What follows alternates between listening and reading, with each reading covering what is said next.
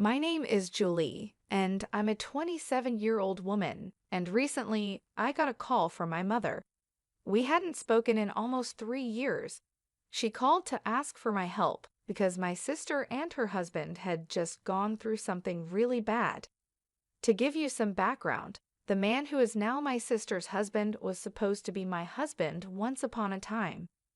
My sister, who's 23 and I'll call her Kelly, got together with my fiancé Jack, who is also 27, on the day of my engagement.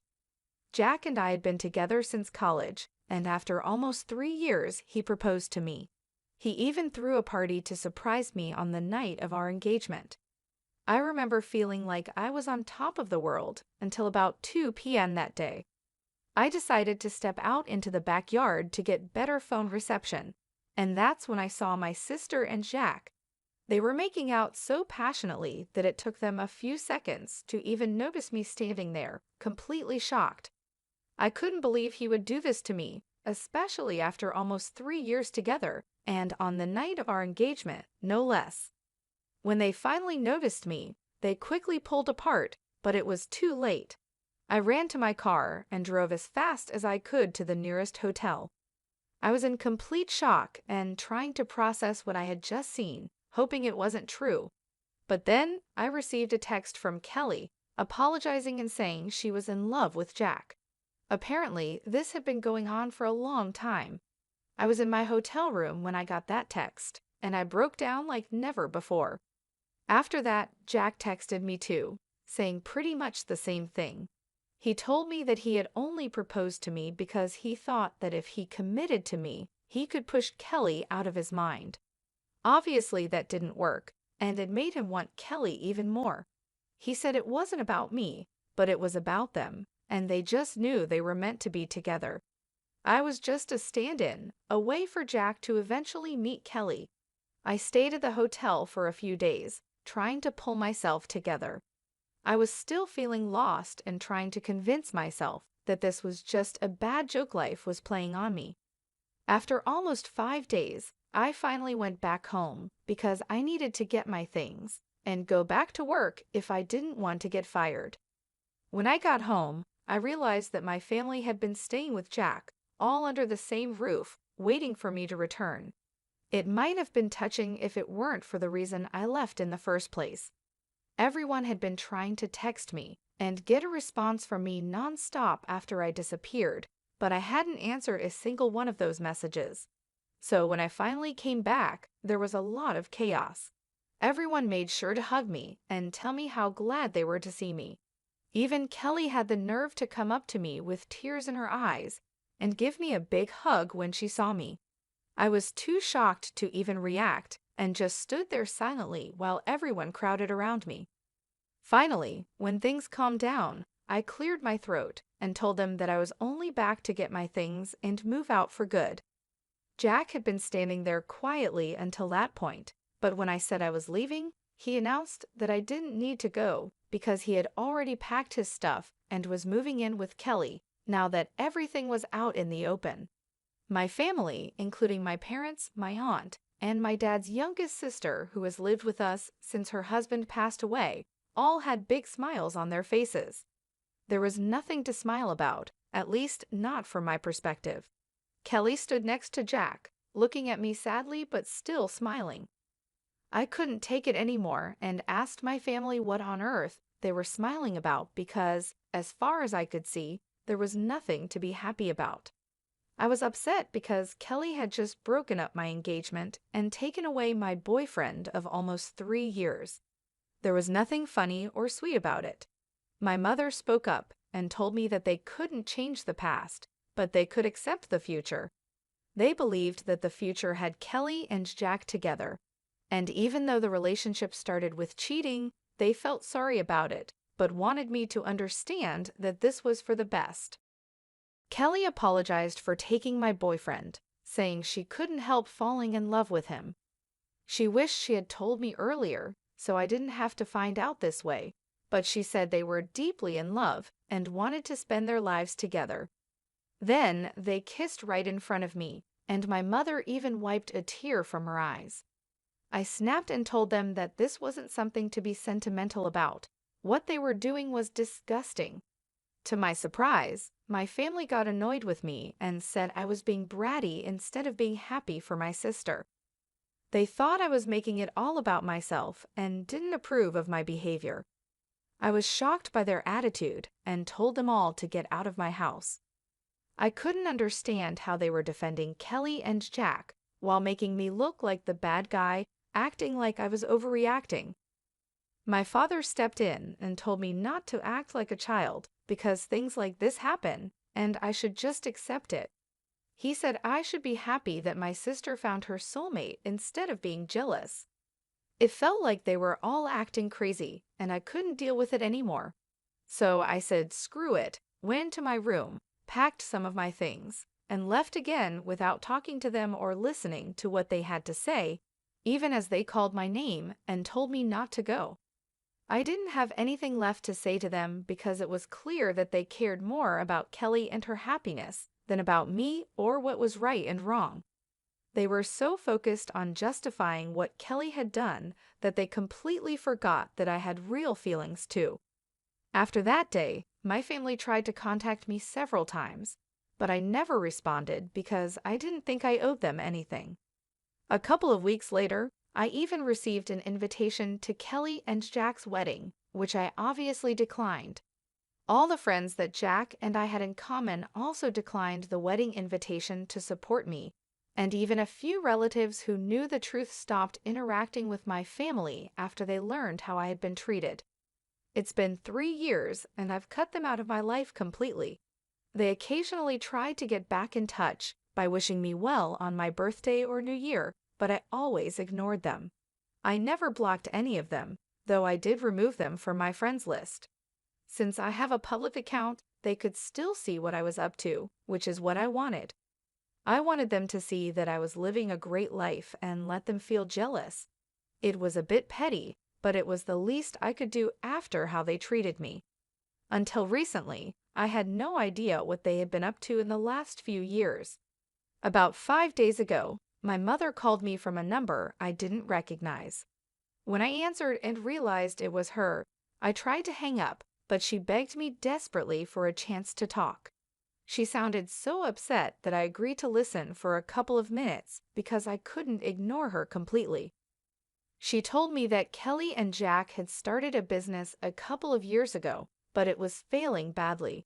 Their investors were backing out because the business wasn't making any profit. They borrowed more money, but even that didn't help, and now they were deep in debt.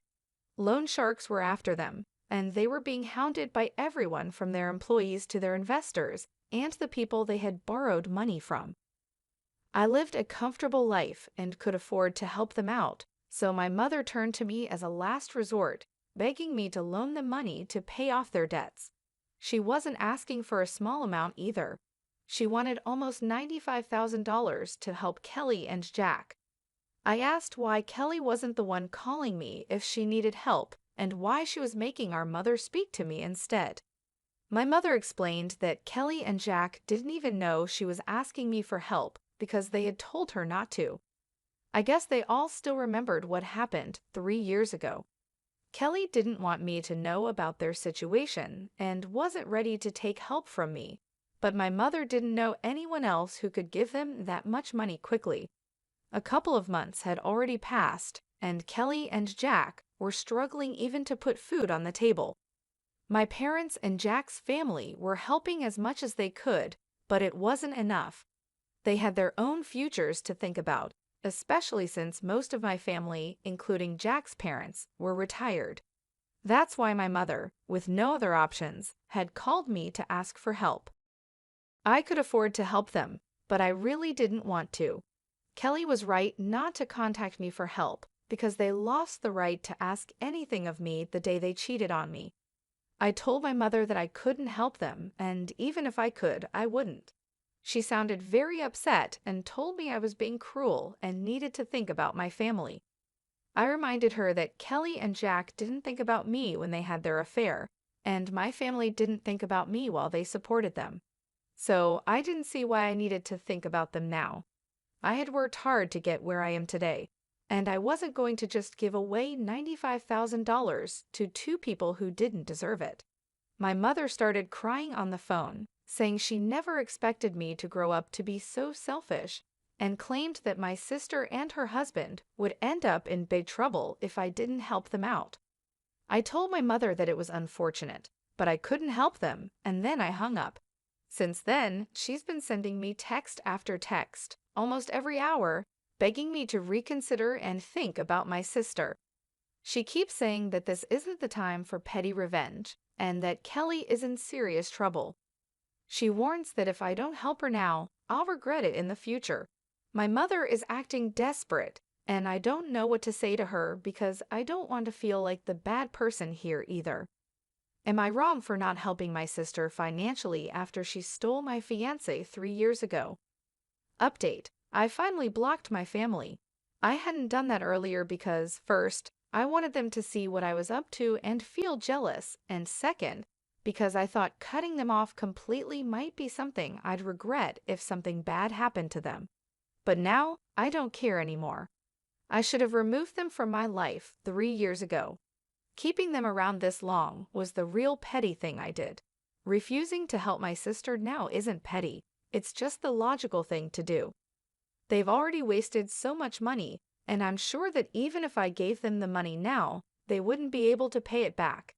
$95,000 is a huge amount, and even though I'm doing well financially, that doesn't mean I can just give away that kind of money without expecting it back. If it were a close friend I was helping, I would still expect to be repaid. But these are people who are close to me, and they're definitely not my loved ones. I can't expect them to pay me back, so there's really no reason for me to help them out. It's as simple as that. I talked to a few of my friends about this to get their opinions, and they agreed that I did the right thing by refusing to give them the money not out of revenge, but because it's completely impractical and foolish to expect me to help the very people who betrayed me in the past. Anyway, my mother is now blocked, and she can't contact me to guilt-trip me anymore. I have nothing to worry about, at least that's what I thought. Update 2. Hi everyone, something really big happened today. I was at work when I got a call from my neighbor. She told me there was a couple outside my house, screaming for me to come out and talk to them. My neighbor said they seemed pretty crazy and had been yelling at my door for about an hour, refusing to leave. I asked her to describe them, but deep down, I already knew who it was. When she described them, it just confirmed my suspicion. It was Kelly and Jack. My neighbor insisted that I come back home to deal with them because she didn't think they were up to any good. Given that it was Kelly and Jack, I knew she was right. So I thanked her and immediately started driving back home because I couldn't risk them getting into my house. Luckily, I got there in about 20 minutes and caught them in the act of trying to break into my house by picking the lock on my door. I pulled up in front of my house and demanded to know what they thought they were doing. I tried to call the police right away, but Jack moved like lightning and knocked the phone out of my hand. Kelly walked over and said they were just there to talk, and they didn't want anything from me, at least not right now. I told them to make it quick and made it clear that they shouldn't expect me to invite them inside. Whatever they had to say would have to be discussed outside in the yard. They seemed okay with that, which was a relief because I didn't think it would be a good idea to let them inside.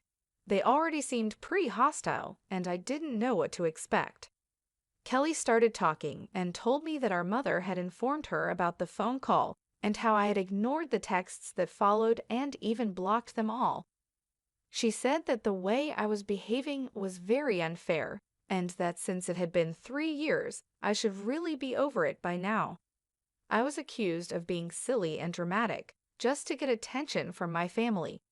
Kelly said she felt insulted because I refused to help them, and that's why she was there to talk to me.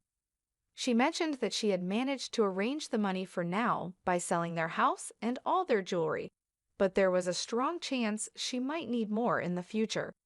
She wanted to know that she could rely on me for help when that time came.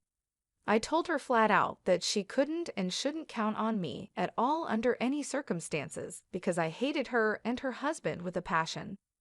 I was so angry that I warned her it was taking all my self-control not to hit her at that moment, so it would be best if they just left. Jack, shockingly, demanded that they wouldn't go anywhere until I signed a document promising to give them money in the future whenever they needed it. I couldn't believe what I was hearing. I knew that such a document wouldn't be legally valid if I was forced to sign it under pressure, and they had to be out of their minds if they thought they could manipulate me into something like that. I told both of them to get out, but Kelly pushed me and said that I had to help them because I owed it to them since we were family. She said I couldn't just run away from my responsibilities like this. I was stunned that she actually pushed me, and I was tempted to slap her. But I held back because I knew that getting violent would only make things worse. Instead, I decided to grab my phone, which had fallen to the ground when Jack knocked it out of my hand earlier, and I made a run for it. I quickly climbed into my car and drove off without even checking my rearview mirror. Luckily, I hadn't turned off the engine when I had left the car, so it was still running, and I was able to get a head start on them. They didn't chase after me on foot, which was a relief, but they stayed at my house, which was unfortunate. Once I was at a safe distance, I decided to call the police and report what was happening. I drove back to my house just in time, arriving shortly before the police got there. Within about 25 minutes, they showed up, and I filled them in on everything that had happened. The police arrested Kelly and Jack and took them away. I knew the charges weren't that serious, and they'd probably get off easily, but it was still worth it because at least they were taken away, and I didn't have to deal with them anymore. A few hours have passed since then, and I haven't heard from anyone in my family, which is strange. I thought by now at least one of them would have tried to contact me from a different number, but they haven't. I'm guessing they're either over everything and won't try to get under my skin again, or they're just waiting for the right time to contact me later when things have calmed down a bit. Update 3. Hi, so my last update was about a week ago, and I had started to believe that my family was finally going to leave me alone after I called the cops on Kelly and Jack. But I was wrong. Even that didn't stop them from bothering me again. This time, it was my parents who showed up at my house, asking if they could talk to me for a moment. This happened yesterday, and they seemed much less arrogant compared to Kelly and Jack, so I decided to let them in. As soon as my mother entered the house, she started crying and apologized for ever taking Kelly's side over mine. My father explained that after they learned Kelly and Jack were arrested because of their behavior, including physically pushing me, they couldn't see them the same way anymore. They had decided to cut them off. My mother kept crying the entire time she was there, while my father continued apologizing for siding with Kelly in the past when it was actually me who was the victim. I told my parents that while I appreciated them finally coming to their senses, it was too little, too late to make things better. I had grown used to living my life on my own terms and didn't want to go back to putting my family before myself. As much as I appreciated their visit and apology, I couldn't promise to work on our relationship because, honestly, I didn't see any point in trying to salvage something that was already broken, even if it was with my parents. They protested a bit, saying that we could fix things if we really wanted to, but that was the problem I didn't want to anymore. I just wanted to be by myself, free from the complications and hurt of the past. I told them I respected their efforts, but I was done trying. They seemed a little disappointed, but eventually they left and asked if I could at least unblock them so they could keep in touch. I did unblock my parents, which feels a bit strange, but for now, that's where things stand. I'm not sure what the future holds, but I'm focusing on my own peace and well-being. Stay tuned for more updates on how things unfold.